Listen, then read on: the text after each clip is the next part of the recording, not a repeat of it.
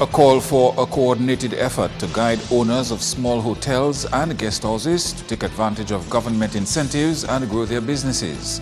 Social Security appeals to delinquent institutions to settle overdue payments as the organization gives $25,000 to needy organizations. And much needed eye care, including glasses, for students of 36 schools on the island. I am Julian Morris with the Channel 5 News. The details after this.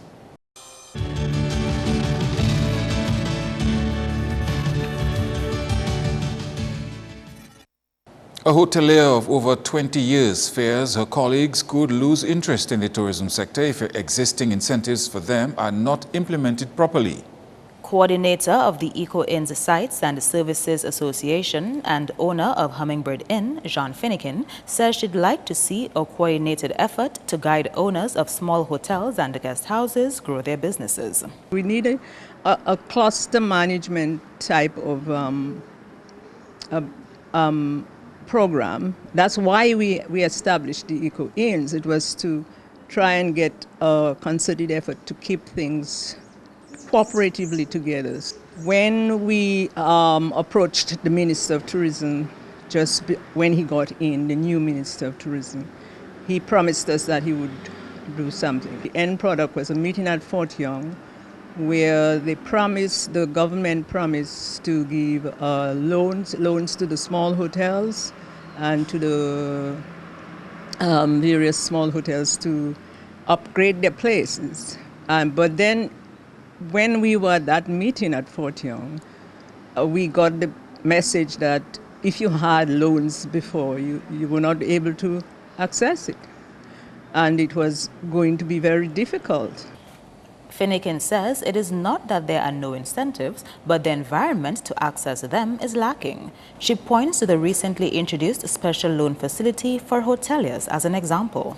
I understood some of the hotels got visits, but mine and a few others have not had anybody come to say, well, what do you want to do? What can you do? How can we help you? And so on. The incentives are there. As they said, as was pronounced by the Prime Minister. But it's not a matter of just saying you're giving incentives. It's a matter of making it work. The implementation is what they have to work on.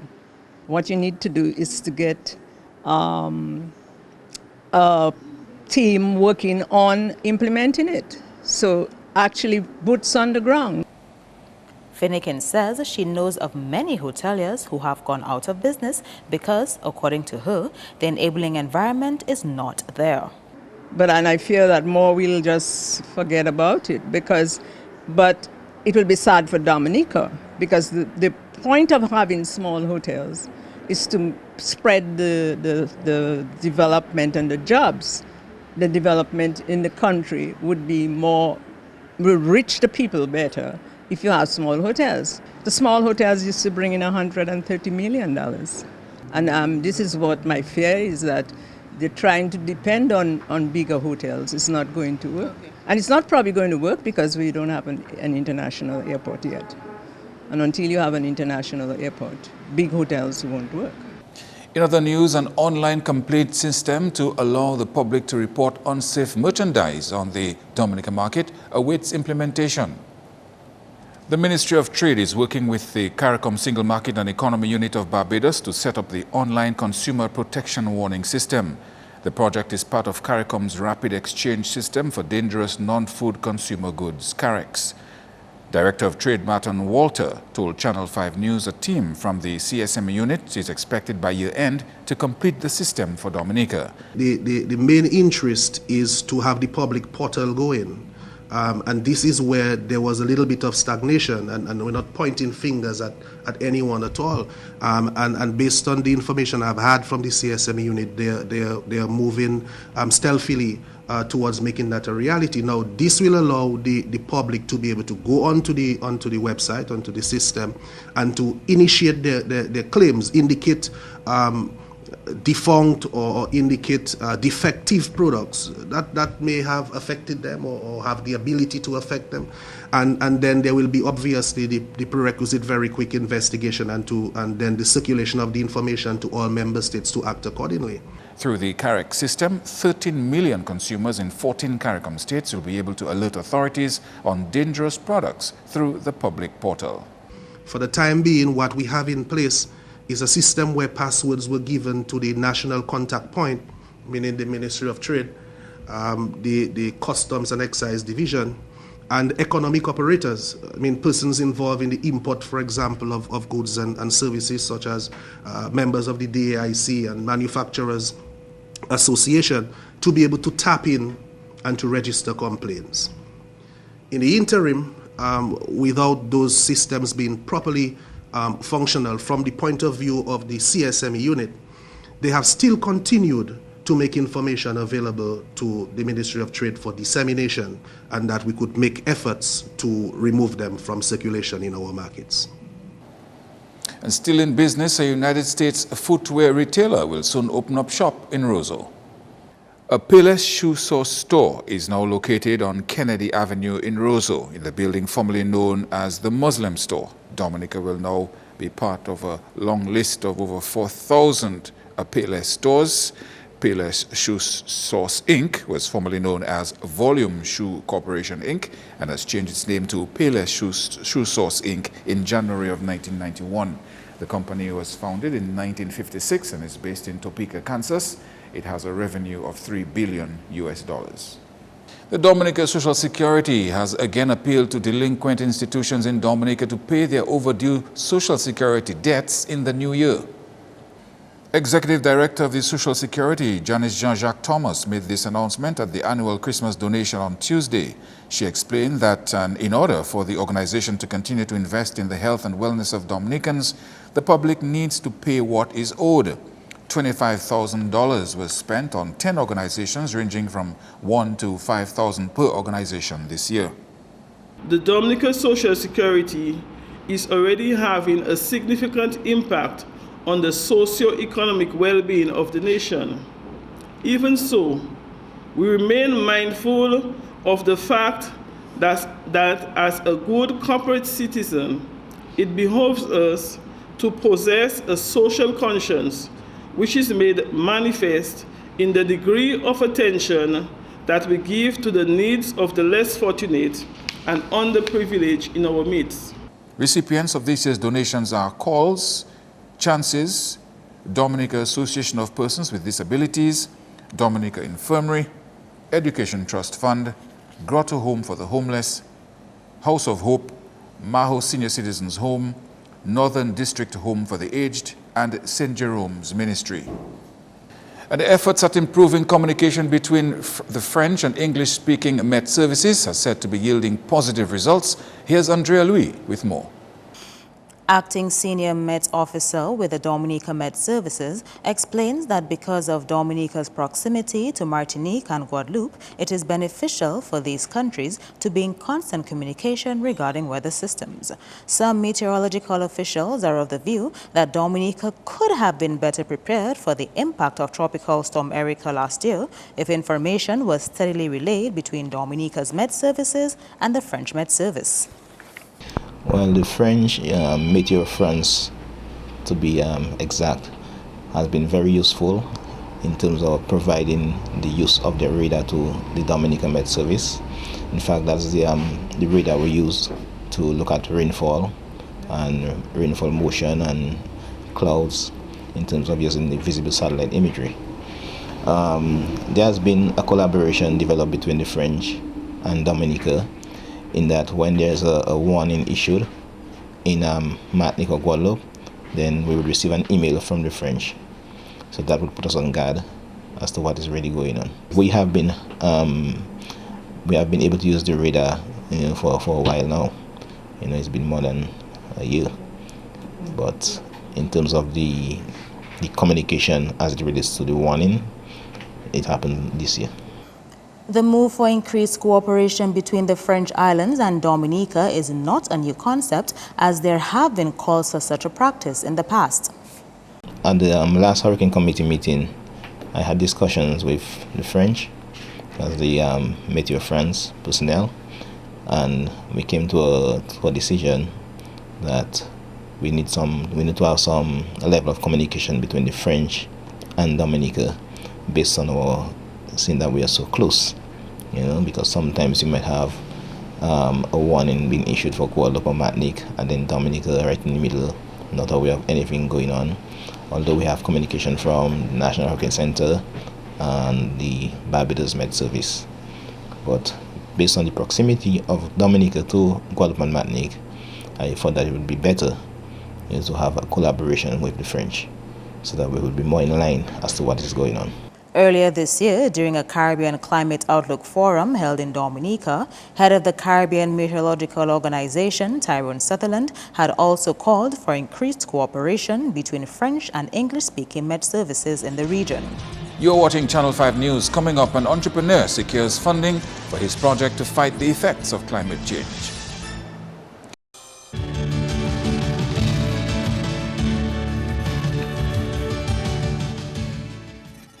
Thank you for staying with us. The Ministry of Health has admitted that the absence of ophthalmologist Dr. Hazel Shillingford-Ricketts has left a temporary vacuum, but steps are being made to address that issue.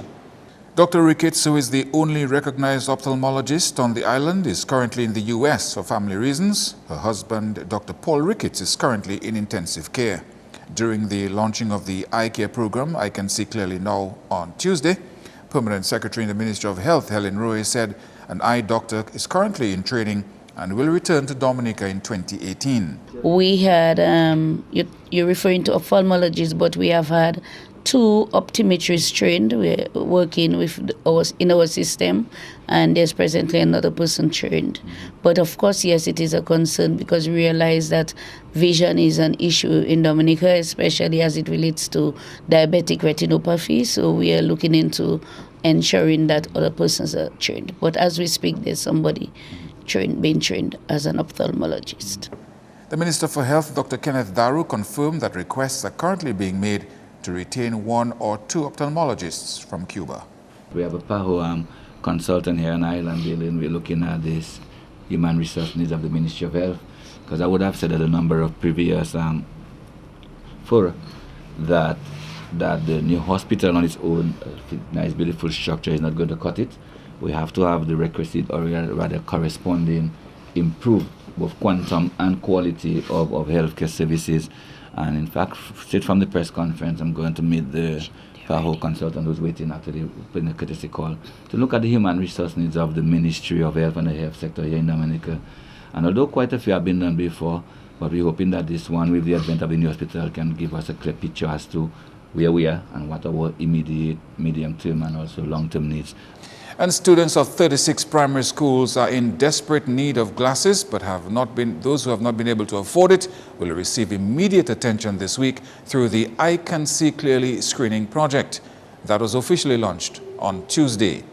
The Ministry of Health and Education have joined forces to ensure the effective delivery of educational services and to rule out risk factors affecting students from moving forward.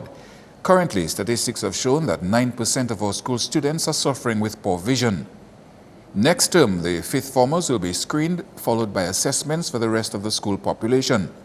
Those who will need referrals will move on to the second phase, I should say, of the testing.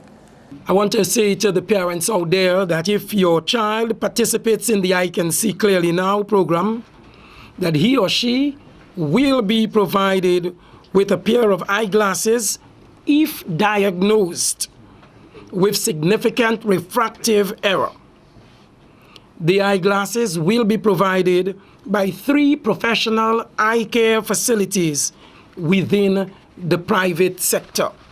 Minister for Health, Honorable Kenneth Daru, says the project cost over $1 million dollars. The policy decision is for the one-time. No. As I said, the management and follow-up care will continue. Of course, if we're going to be needing replacement of glasses, this would have to be another cabinet or policy decision. But we are hoping, and I think it is a move in the right direction, that if we have screened the child, we have provided them with the original glasses, that we're hoping that the parents now responsibility can now kick in and they can continue with the at least provision or make part of the cost. But I'm rest assured that there are a number of government, a number of venues, number of government programs. So not necessarily for the I Can See Clearly Now. We have the public support program, the famous Red Clinic. ourselves as Member of Parliament, we get approached on a daily basis to assist the Ministry of Health also. So rest assured that those who really cannot afford the continuation or the renewal of the glasses, that there will be some program to capture them. And Dominican engineers and architects are being challenged to make themselves more internationally marketable and help in obtaining funding for projects geared at Dominica's development. The words of advice came from local coordinator of the Project Management Institute, Project Management Professional Training, Leanthea Paquette. Recently, Dominica wrapped up a week-long PMP training, which is certified by the Project Management Institute, PMI. This certification, it enhances your curriculum vitae, in the sense that if you are an engineer or an architect, some technical people who are project managers and they want to be employed as project managers, most times you find financial institutions like the funding institutions like the EU and the Caribbean Development Bank or the World Bank, they would give priority to somebody who is certified in project management rather than just giving it to somebody who is an engineer or an architect, because what they normally say, they want to ensure that the standards are properly applied in executing the project works. Paquette, who has been promoting this program since 2010, explains that due to the caliber of the program, Dominicans had to be sent overseas in the past to participate in such a course. And over the years, only about 15 took advantage of doing the exam to be certified, because some still felt they are not ready or confident enough to take up the challenge of doing the project management exams to become certified. But one challenge we observe that they have is the cost of meeting the training. Because it is not a local recognized training, there is a cost because of the value of the certification and the training, which some locals are still not able to pay on their own. So sometimes we find most of the organizations who are able sponsor the employees to do that certification because of the cost of it. Is this the first time? The certification exam is written 3 months after the week-long training course. The next PMI certificate course will be held in June of 2017. And one of Dominica's entrepreneurs will be getting funding from an overseas-based institution to advance his project idea to combat the ill effects of climate change. Here's Andrea Louis with that story. Earlier this month, the National Development Foundation of Dominica, in collaboration with the Caribbean Climate Innovation Center and the World Bank Group, hosted a 3-day Green Tech Boot Camp to elicit ideas from the youth on how to tackle the various effects of climate change on the Caribbean. The winner of this competition, in addition to receiving $1,000, automatically qualifies for the Accelerator program. Again, this is through the CCIC, the Caribbean Climate Innovation Center, where they get to the level whereby they get into the position whereby they are funded to be able to really develop the product itself. So if you have the product is already existing, you would be able to upgrade it to be able to meet international market requirements, to be able to do your market penetration work. The networking, again, is another thing that you cannot think. You have so many resources, resource persons available, because it stretches across the Caribbean, and there are about 9 other CICs, Climate Innovation Centers, around the world, from Africa down to the Middle East, the Philippines, those areas there. So it's a network that is expanding. The winning product from the boot camp was Nature Glow Skincare, a brainchild of Ronald Deja, who owns a smart farm called Roots Farm. 5.4 million people are suffering from different skin problems around the world. And we also have research from the US Medical Journal states that 1 in every 5 persons may suffer from skin cancer. And it's all due to the UV rays from the sun. So Dominica is of no exception. As you know, we are all in one global environment. We have been doing trials for testing our local persons with different skin condition, and it has been proof effective. That's why it was the the idea that that took place.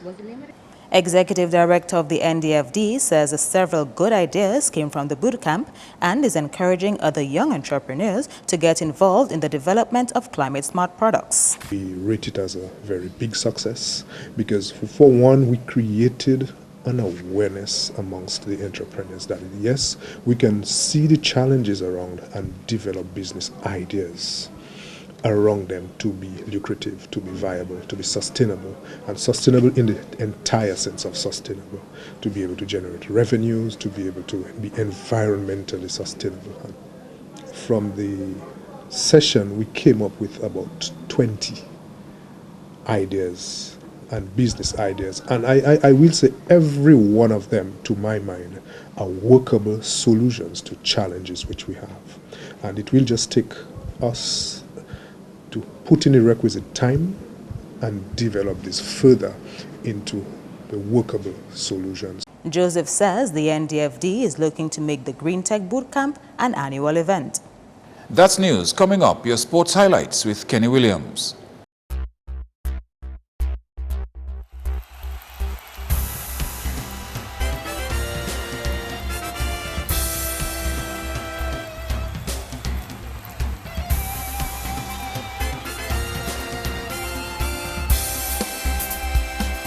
On the football scene, coach of the Dominica Grammar School Football Club, Joel Hamilton, says they are ready and pumped up for the 3 finals carded for this week. Grammar School will be looking to cup the under 15, 17 and 20 sports division secondary schools football competitions on Wednesday, Thursday and Friday. We have been on the field, doing final preparations in terms of strengthening where we are strong, and then also the weak points, working on them technically. It's more like tactical work, more one-on-one in terms of positioning and stuff like that. Technically, we are better than ITSS, but on the day it's always who wants it more, because you can be there technically and tactically, you can be better, but at the end of the day the players have to go out there and execute. I really have confidence in my players. Throughout the years they have performed to the max. As you can see, for the past 4 years, that is the 4th year we're in the finals, and we won the last 3 championships. So the spirits are high. The boys and them, we are working, and I'm confident we can win the championship. He says although there is still a lot of work to be done, he is not underestimating his opponents. To be honest, it's kind of tiring on me, because it's constant planning, and it's ITSS, although we are playing them in the under 20, but the under 20 team plays a different football from the under 17. I got a chance to watch both teams. SMA, their spirits are high, they're very confident. And there are a lot of guns this year. But again, at the end of the day, it's on the bench. Might be the deciding factor. Meantime, ITSS coach Ronald Daniels says there are players on her team capable of giving DGS a good challenge. Frankly, I'm anticipating a good match on Wednesday and also on Friday. We have played before, we met in the prelims, and we are hoping to have a good match again. Wednesday and Friday. We have our game plan. If our guys stick to the game plan, I'm sure that we're going to have good results. It's a while that we have been chasing championship, and I'm hoping that this year we can get the double. The guys are optimistic. They want the double. They said that they're going to give this school a double this year. I'm just hoping that they live up to their standard and be able to produce the good on the same day. We have a couple of guys who played very well. For example, we have Keanu Martin, we have Glendon Delvey. We have these 2 guys who have been playing very well for us so far, and we're hoping that they can continue the good form that they are and take us home and give us the result that we will. Meantime, after 14 rounds of matches in the Dominica Football Association's Premier League, the point standings are as follows. Defending champion Central Cooperative Credit Union Dubla Football Club head the points table with 31 points from 14 matches. Next, we have former champions Exodus Football Club on 28 from 14 games. Third place is Caribbean Cool Harlem United on 26 points from 13 matches. Northern Concrete and Steel Bombers is 4th on 25 points from 14 matches. Sagicor Southeast follows on 23 after their 14th game. 6th place Bath State Football Club secured 20 points after 14 matches. Petro Caribbean Point Michelle 19 points, 13 matches. Middleham United is 7th with 17 points from 14 games. After their most recent match, Waukee Rollers moved to 10 points from 14 games. And RIC Kensborough is in the cellar position with 0 points after 14 matches. Next up, one boxing coach here says although his vision for Boxing Extravaganza Part 2 will not go as planned, the competition should be in full swing come January. This as Dominica will host a boxing tournament featuring fights among Dominican and other regional fighters. Well, that's going to be off, but not for long, because it's planned to happen in January. And the reason for that is not of our fault, because we had everything going in order, but St. Martin having a competition on the 29th, also Antigua on the 26th. Also, Antigua having a competition on the 26th. Both three countries, Dominica, Antigua and St. Martin, saw the same vision as Boxing Day. But because they had the boxers booked already, and it's the same boxers we're going to look from different Caribbean countries, it's difficult for us to have it when they're having two competitions at the same time. I don't have a competition right now in Dominica and I have only local fights. We need some overseas fights for the people to see our standards against the other standards. So that's the only reason. But otherwise, we're going to have it the last Saturday in January. Joseph says Part 2 promises to be bigger and better than the first. I will promise you, this time, Masak might be too small because I have some people coming down. Actually, I can say it. The 3 times world champion, Mr. Julian Jackson, he will come to Dominica for 1 week before the competition. And the night, he's going to be with me and the other coach in the corner, coaching the Dominica team. He's a 3 times world champion. He's also a national coach of St. Thomas. So he plans to bring on some boxers too. The best boxer in the Caribbean who won the Caribbean tournament MVP from Bahamas, this guy's out of this world, he's going to be in Dominica too.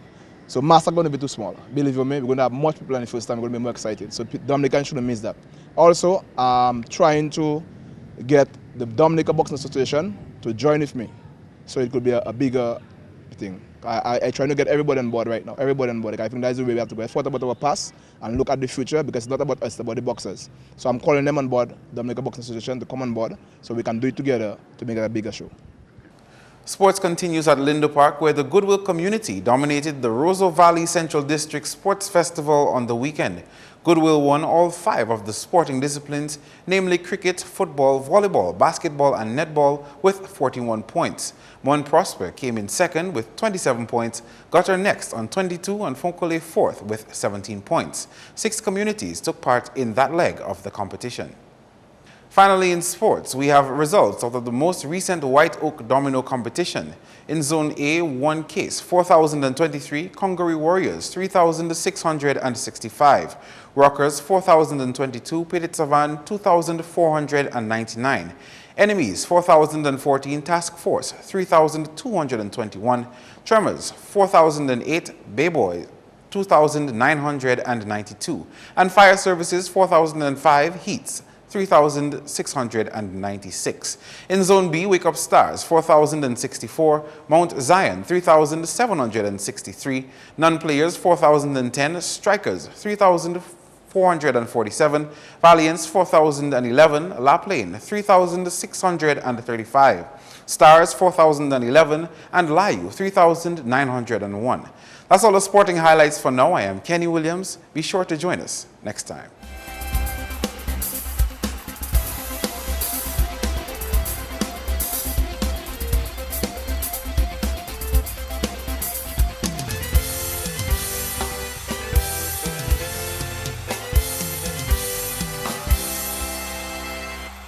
Your weather forecast is next. Hello, good evening. Welcome to tonight's weather broadcast. I will be your presenter for this evening. Farah Rock, Corral, occasional cloudy skies with a few brief showers. Weather conditions at the Canefield station today. A high pressure system was a dominant feature affecting weather conditions across the Lesser Antilles, which produced a brisk trade wind flow, which pushed some low-level clouds across the Eastern Caribbean, hence resulting in the occasional cloudy skies. Earlier radar imagery of this afternoon indicated scattered showers mainly over the Leeward Islands. The weather conditions tonight is expected to be fair to occasionally cloudy and breezy with a few brief passing showers, and the weather conditions tomorrow will be partly cloudy to cloudy and breezy with showers mainly during the morning. Well, a small craft warning is in effect for above normal seas and high winds. The sea conditions tomorrow will be moderate to rough, and waves are expected to peak up to 10 feet. Let's take a look now at the weather for the next 3 days. Well, tomorrow, Wednesday, it will be partly cloudy to cloudy and breezy with showers mainly during the morning. Thursday and Friday, partly cloudy and breezy with a few scattered showers, and a gradual decrease in wind speed is expected throughout the 3-day period. Well, what can the rest of the Caribbean expect tomorrow? Basically, occasional cloudy skies, also breezy conditions with a few passing showers for most of the islands, and some cloudy skies with some showers expected for the southern portion of the island chain. On the international scene, beautiful sunny skies are expected for the cities of New York, London, and Beijing, and partly cloudy skies are expected for Miami and Caracas. The sun will rise tomorrow at 6:24 a.m. and will set at 5:37 p.m. Feel free to visit our website at weather.gov.dm or call the weather hotline at 447-5555. Join us tomorrow evening for our next weather broadcast. Thank you.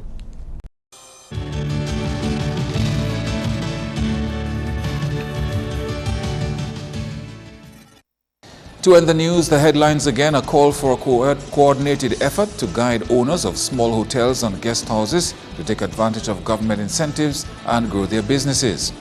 Social Security appeals to delinquent institutions to settle overdue payments as the organization gives $25,000 to needy organizations.